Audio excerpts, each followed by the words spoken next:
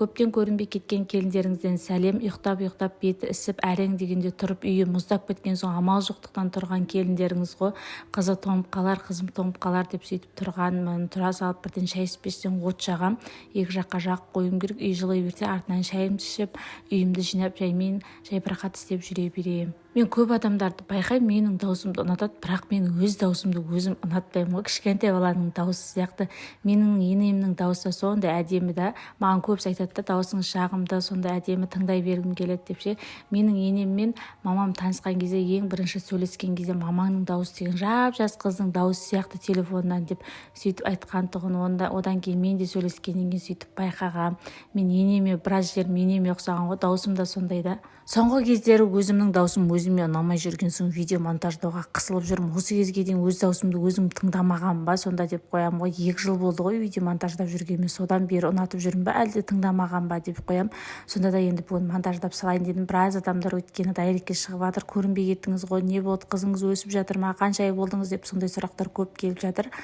Сонымен отты жағып болдық та, осы жерге шайымызды ішіп алып, ұлымыз екеуміз жинадық. Елдің соңынан ішеміз ғой біз ұлымыз екеуміз. Көрінбей кеткеннің еш себебі жоқ. Күндегі тіршілік қой, сол тамақ жай, от жағу, бала шаға дегендей. Кішкентайыммен асығып еш нәрсеге үлгермей жүргеннен кейін еш нәрсе сала алмай жүрмін. Бірақ монтаждап жүргенім бар, сториске, инстаграмға салып жүргенім бар. Көп іздейтін болсаңыздар, инстаграмға тіркеліп қойыңыздар. Сол жақта мен көп боламын. Мынадай дәрежеге қалай жетіп қойғам деймін ғой. Мына деген шкаф деген шашылып жатыр ғой. Төрден төмен қарай үй шашылып жатыр.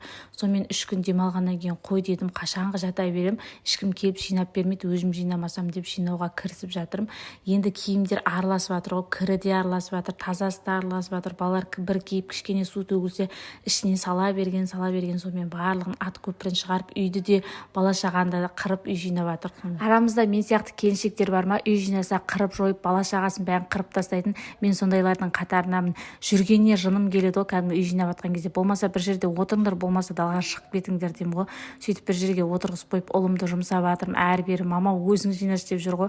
Баланы да қарайды, үйді де жинастырады. Аллаға шүкір балам бар.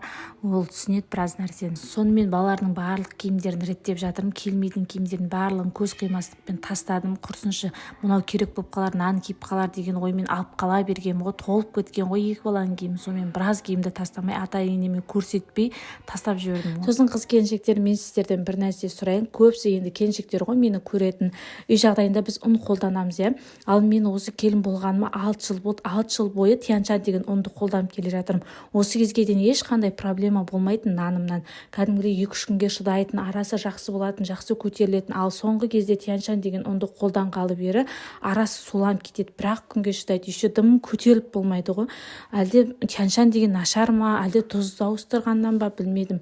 Сіздер қандай ұн қолданып келе жатсыздар, қандай ұн қолданған жөн, сол туралы маған кеңестеріңізді берсеңіздер. Мен бірыңғай 2 күннің бірінде қолдың нанын пісіріп отырғаннан кейін маған жақсы ұн керек та. Кейбір отбасылар бар енді бірыңғай магазиннен алатын, оның өзінде оны 1-2 күн жейтін отбасылар бар екен да. Мен көп инстаграмнан сұрағанда солай жазып жатыр да.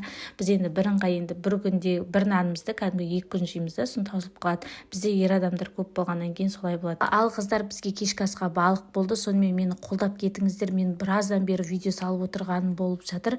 Енді сонда да сіздер қолдау білдірген сайын маған мотивация болады. Қолдап тіркеліп лайк басып кетіңіздер. Барлықтарыңызға рахмет. Қайырлы түн.